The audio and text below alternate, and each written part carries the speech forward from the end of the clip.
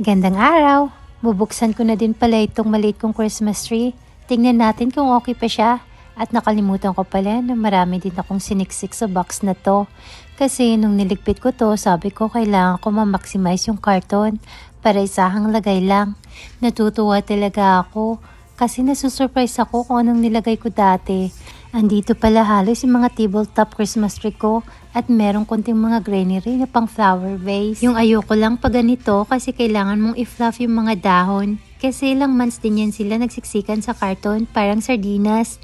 Mukhang okay pa naman itong mga maliliit kong tree. Hindi pa naman sila outdated masyado. Meron ako nabili yung Norfolk style at saka cypress. Pero yung cypress, dapat soli ko na yun. Nakalimutan kong i-return. Kailangan ko lang ng isang Christmas tree sa kusina. Kasi itong mga luma ko, sobrang payat. Parang feeling ko hindi bagay sa kusina. Kasi Norfolk na garland ng balak